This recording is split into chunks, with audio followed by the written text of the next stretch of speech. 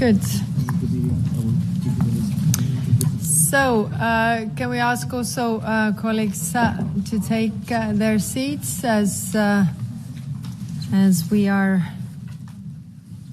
a bit behind the schedule, so I apologize for all those who were timely and in time here.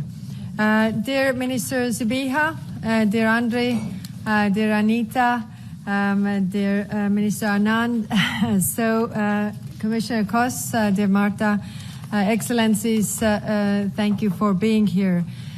No matter whether you are a few kilometers or 10,000 kilometers away from Ukraine, the pain inflicted on Ukrainian children leaves no one untouched. And I really welcome that we have here this meeting of the International Coalition of the Return of Ukrainian Children, which I'm proud to co-chair with Commissioner for Enlargement, Marta Kos, and also together with the Minister of Foreign Affairs of Canada, Anita Anand, and Minister of Foreign Affairs of Ukraine, Andrei Sibiha.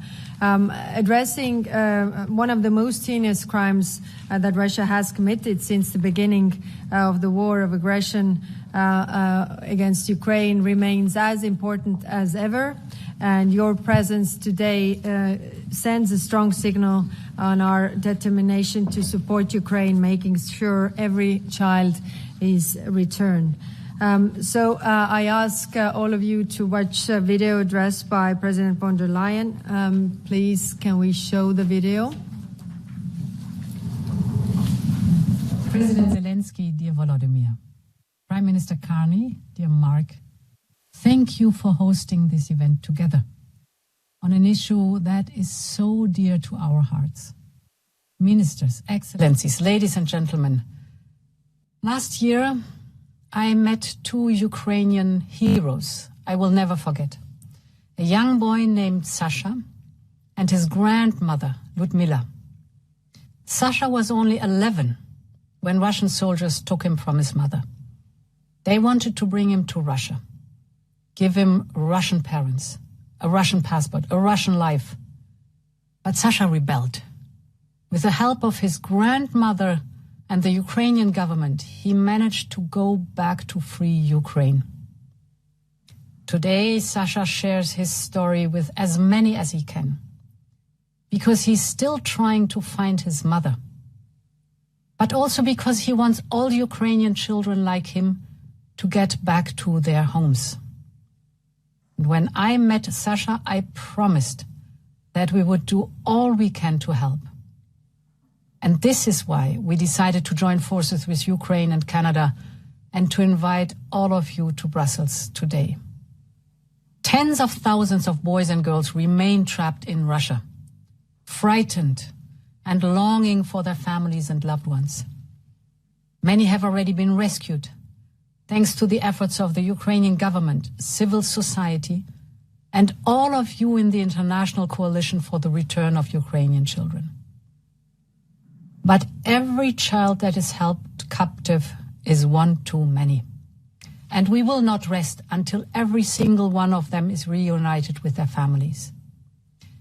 Today we gather to make a practical contribution, with support to trace and return as many children as possible, and with sanctions against the perpetrators. But we also want to send a political message.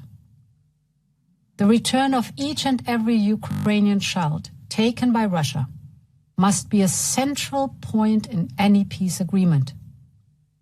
Because how can a nation choose its own future if its children are denied theirs?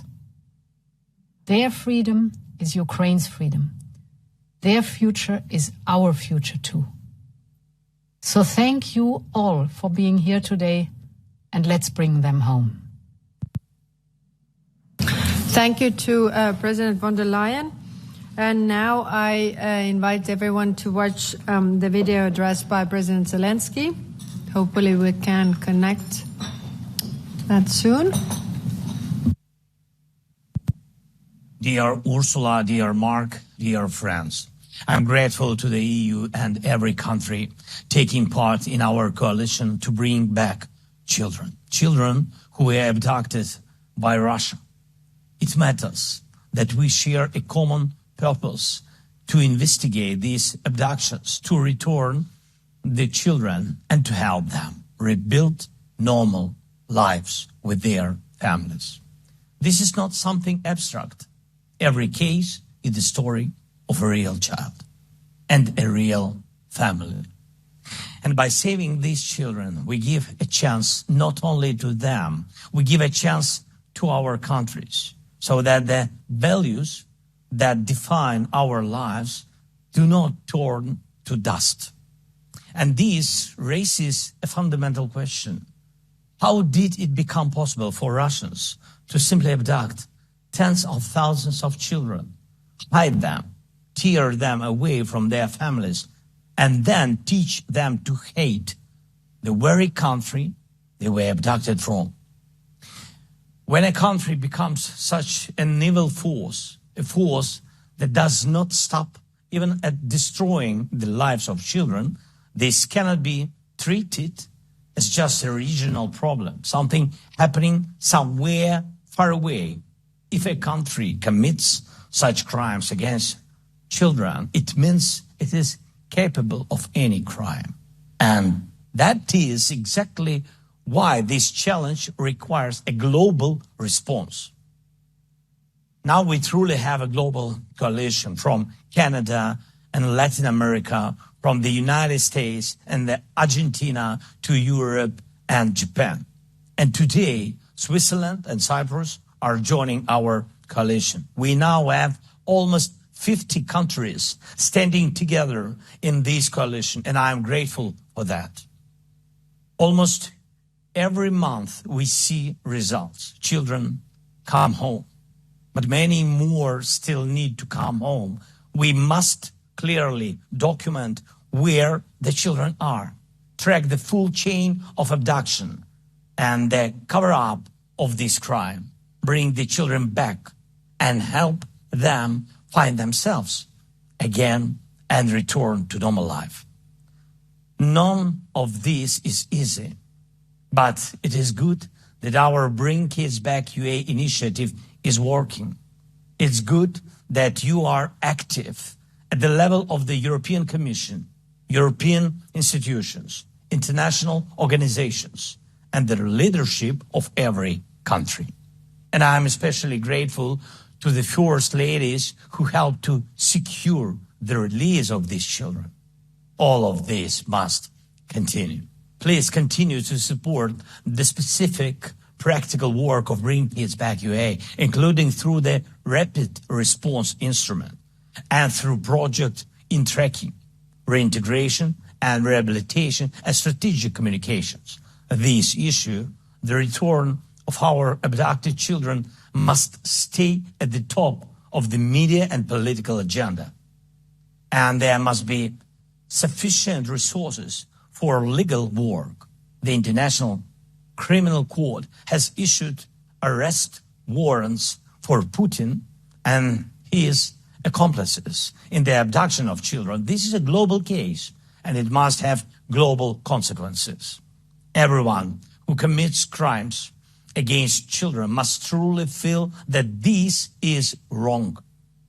Today we have new sanctions against those who abduct children and try to normalize it. And the pressure on Russia must not ease.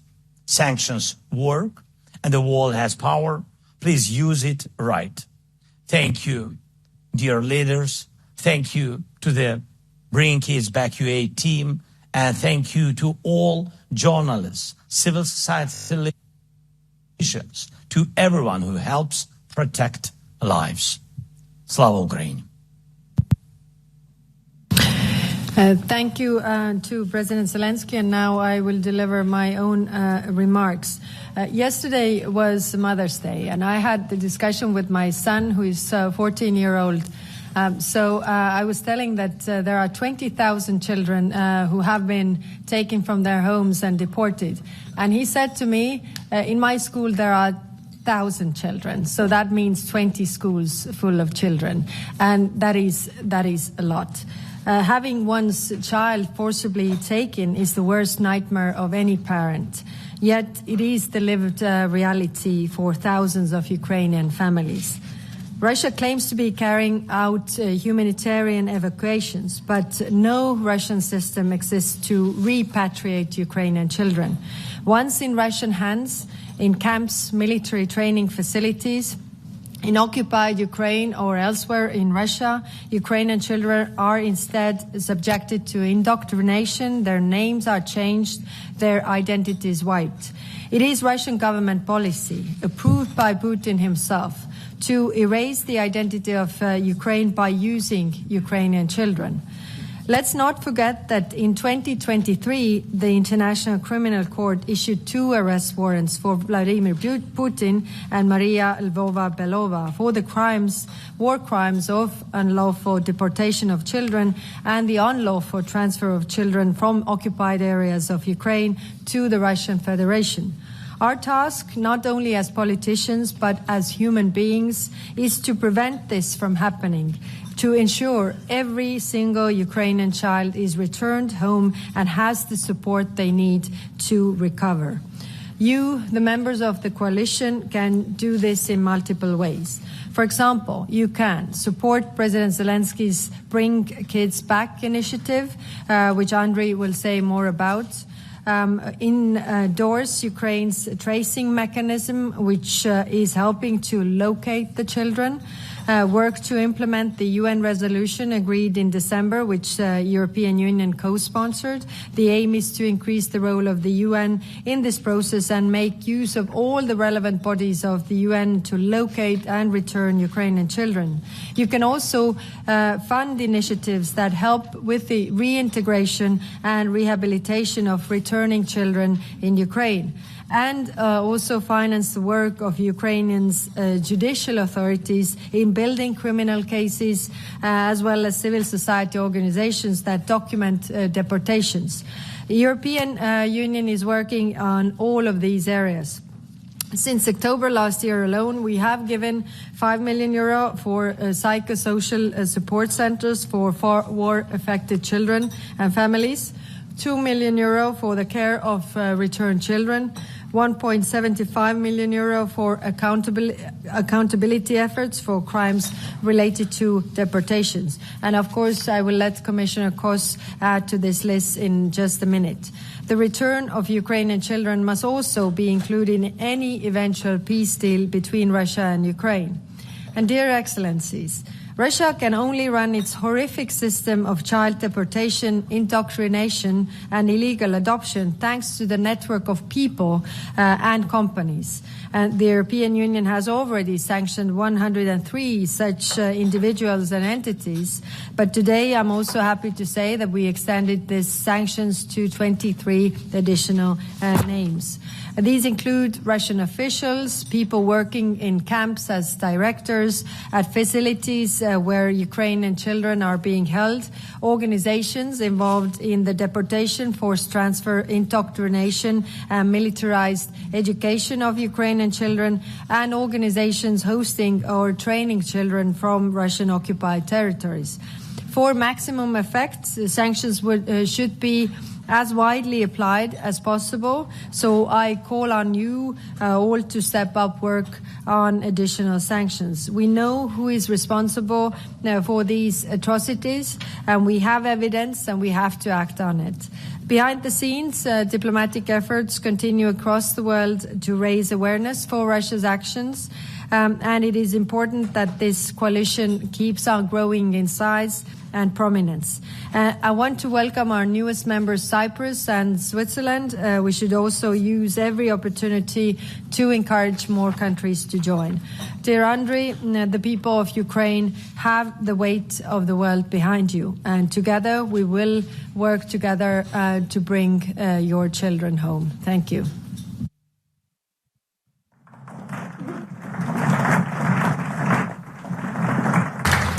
And I will now give the floor to Commissioner Kos, please. Thank you, dear Kaya. The story our president about Sasha, she was saying it is symbolic of the more than 20,000 Ukrainian children who have been unlawfully deported or forcibly transferred. Removing children from their parents and their homes, taking them to a foreign country for adoption or into ideological camps is practice associated with imperialism and totalitarian repression we know from the past. It is a crime that touches us all regardless of geography or politics, a potential war crime currently investigated by the International Criminal Court. And this is not just a Ukrainian or European issue.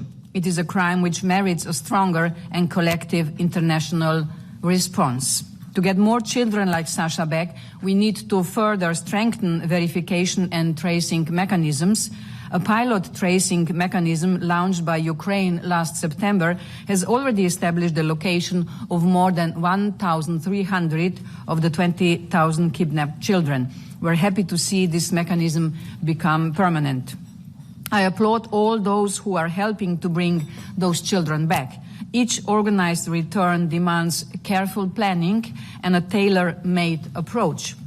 Every additional contribution to the organizations carrying these returns translates directly into more children brought home. But physical return is not the end point. These children often suffer from severe psychological trauma. They need care and a strong child protection system. This is why the European Commission is providing almost 50 million euro to support Ukraine's child protection system. Every returned child should have access to timely, child-centered and community-based support. We are also supporting Ukraine in building digital capacities that allow victims of Russia's actions to submit claims to the register of damage. There can be no lasting peace without justice and accountability. I thank you all for being here today. We are gathered representatives from 63 countries and for joining forces and putting in place a roadmap to bring these children back and offer them the future they deserve. We all together should do this. Thank you, dear Marta. And now I give the floor to Anita Anand, the Foreign Minister of Canada.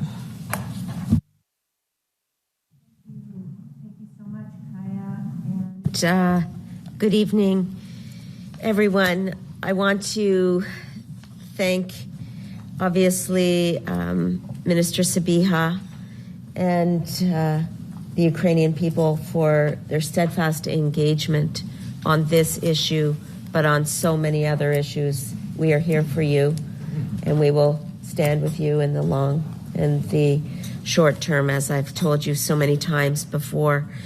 And my sincere thanks to all members and supporters of the International Coalition for the Return of Ukrainian Children. We welcome especially those who are considering joining the coalition as well. We are so honored to chair this coalition with Ukraine, and it was created with a clear purpose, as you know. It was created to help secure the return of Ukrainian children who've been unlawfully deported and forcibly transferred by Russia.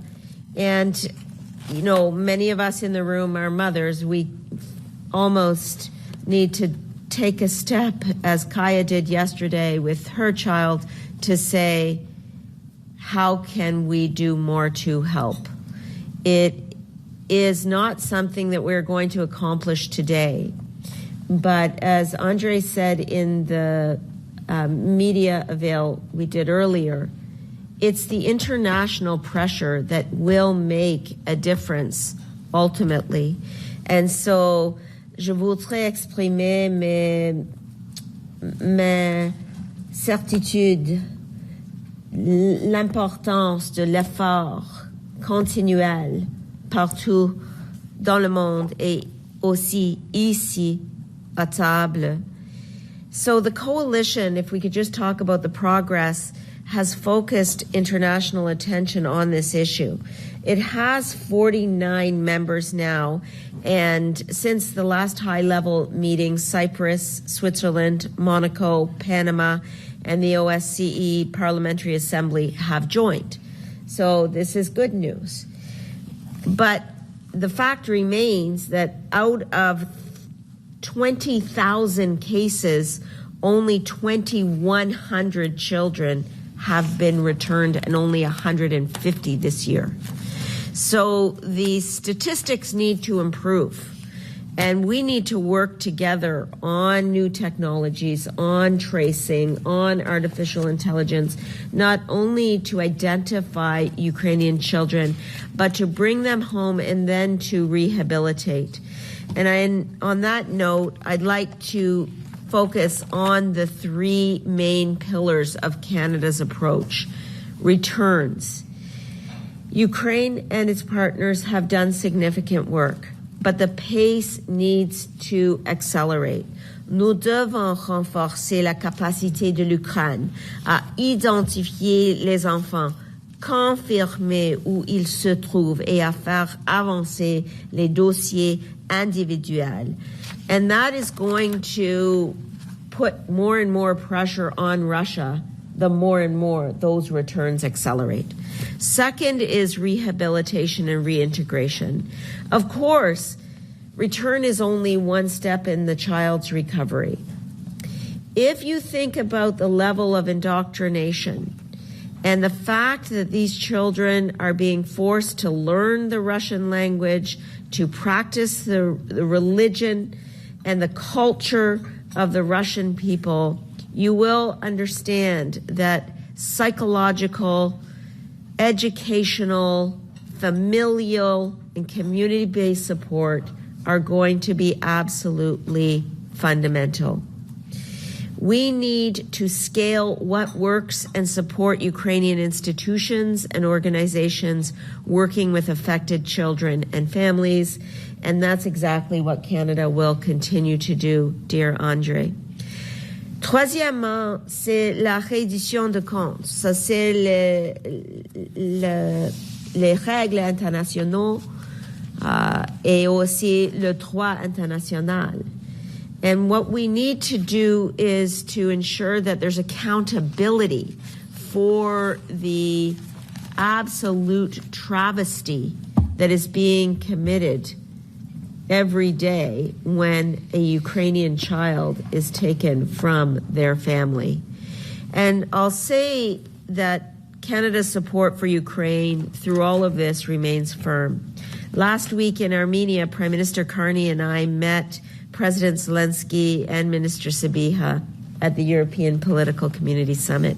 And we discussed Canada's continued support for Ukraine, including a top-up of a Pearl package of $270 million. We talked about our continued support for Ukraine. We talked about the $25 billion that Canada has put on the table for Ukraine, one of the highest per capita levels of assistance that Ukraine has received. And in that vein, we won't stop at finding initiatives where we can support Ukraine. And so this co-chair of the coalition with Ukraine to co-lead an initiative that has to continue is absolutely fundamental. And what we will do in September of this year, and you'll all be invited to Toronto for another iteration of the effort to bring Ukrainian children home. It will be in Toronto. It will be on September 28th and 29th, and it will be right after the UN General Assembly, and we really look forward to seeing you all there. Donc, nous avons une situation très urgente. Nous devons continuer de travailler ensemble, de coordonner ensemble, de s'assurer que les enfants vont retourner vers l'Ukraine, vers leur maison, leur famille. And that's how we measure success. We measure success by the return of every single child to their families. And that is the work that Canada will continue to support. Merci beaucoup. Thank you.